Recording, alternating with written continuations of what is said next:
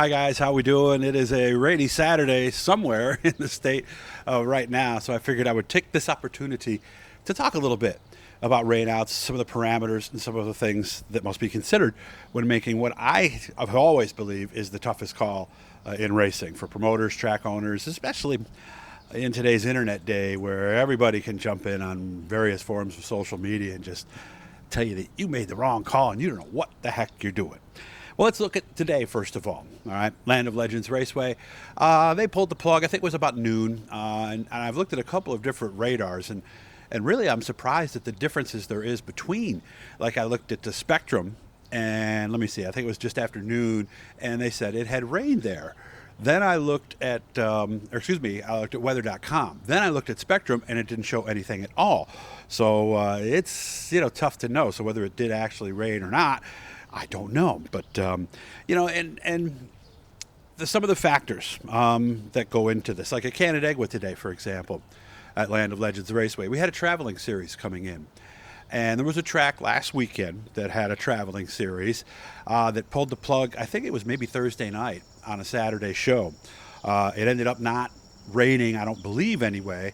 But when there is a group coming, like today we had CRSA, drivers from the New England area, Pennsylvania. That's a situation where you have to look at that and say, yeah, we don't want to call it at 3:15.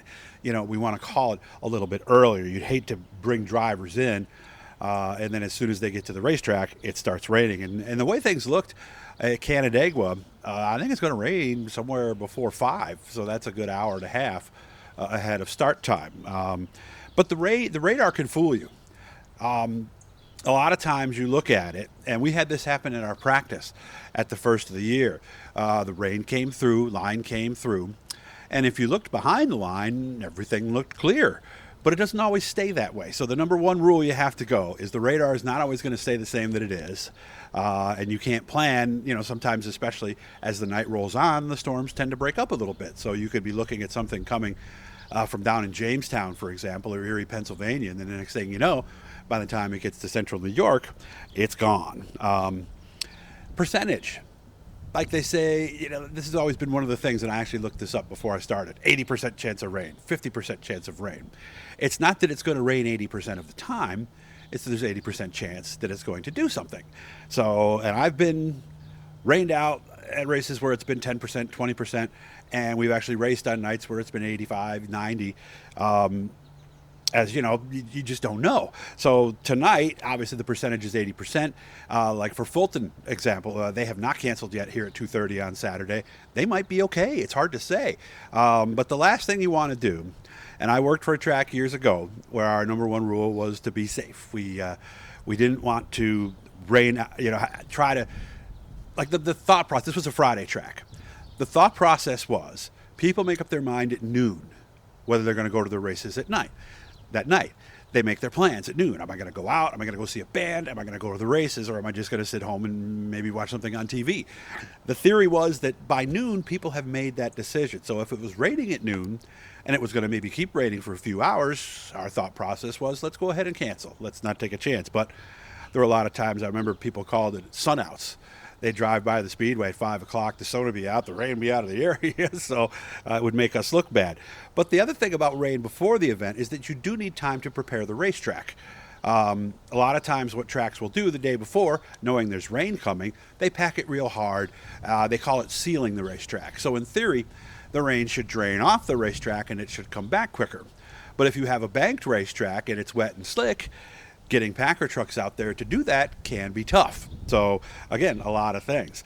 Asphalt versus dirt. That's a different thing, too. An asphalt track, a little drizzle comes, and we got to shut it down. You got to stop that because they're at maximum grip on the asphalt. So that's the negative side of the asphalt. But the positive side is after it does stop raining, an asphalt track should be ready to race a little sooner. Where on the dirt, I can't remember when it was, but it was one of my early years. We were at a track, and it was just misting.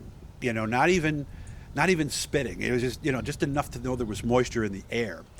And it did that like all night long. And it wasn't enough to cancel. And this was back before the slick tracks that we have today, back when you had a cushion. at the racetrack. And it ended up being an amazing night of racing because it kept the track fresh.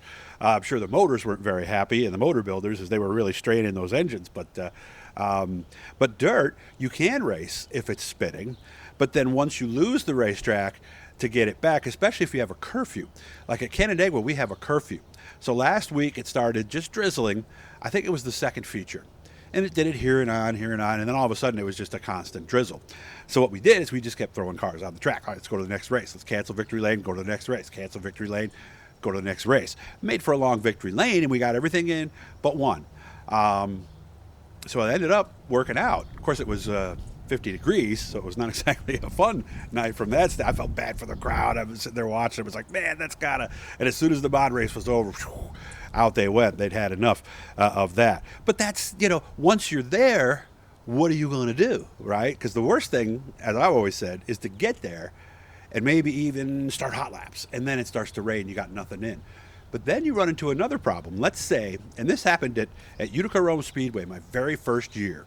They had a promoter in there once before who had done some funny things. I'm not exactly sure what it was, but I heard that basically there was a show in the snow that rained out or snowed out, I think, or something, and nothing happened.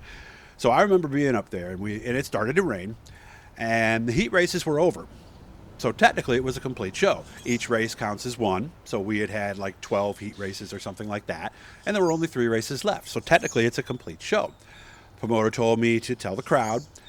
And I just had the feeling, as soon as I started to talk about what was going on, you could see all the eyes look up at the tower. And they had been through this before with a different promoter, and boy, that mood changed fast. I remember hearing rocks hit the tower and hit the windows. I got out of there because I was like, wow, they might kill the messenger here. This is not good. I remember hiding in the ticket booth, and they were pounding on the outside. And what they ended up doing, which really turned out to be a really cool thing, was they said, okay, next week we're going to start 2 hours early. We're going to run the remaining features, bring your rain stub, and then you can come and watch that. And what ended up happening, they ended up doing that for the entire season. And so what happened was people would come that had their rain stubs. I'm not sure what the retention rate was, but it seemed pretty high. And then what they would do is, we didn't do this initially, but we realized that they were going to stick around. What were they going to do, go home? So we would have them be able to buy a ticket for the second show. So you'd have 2 lines after the first show. One of the people buying tickets for just that show, and the second one was the people who had their rain stubs and were going to stick around. Those were the nights we had our biggest crowds. Obviously, different era, different situation, different suspensions. You really couldn't do that today. You can't start a show at 3 in the afternoon.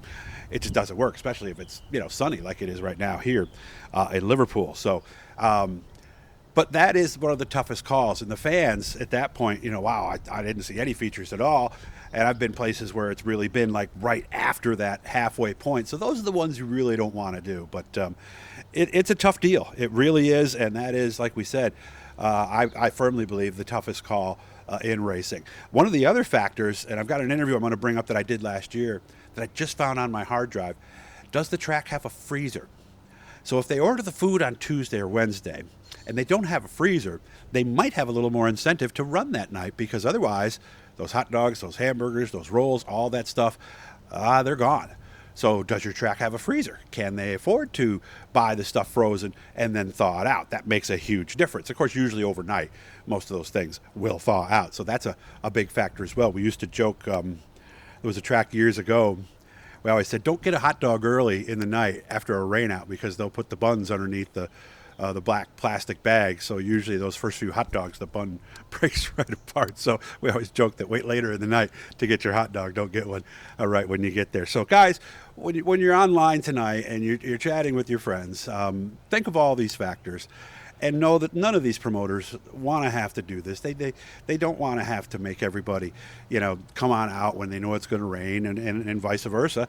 They might take a shot some night when it might rain. So be a little thoughtful of that, and we hope you guys all have a great day today. Find something to do, and hopefully next weekend, it's still early May, so hopefully all this stuff will be out soon, and we'll be back racing and not have to worry about watching the radar quite so much. Remember to subscribe, turn on the notifications, guys. We're going to try to do some things here this week since we don't have anything in the can, so we'll see how that all works out, but make sure to come back for more.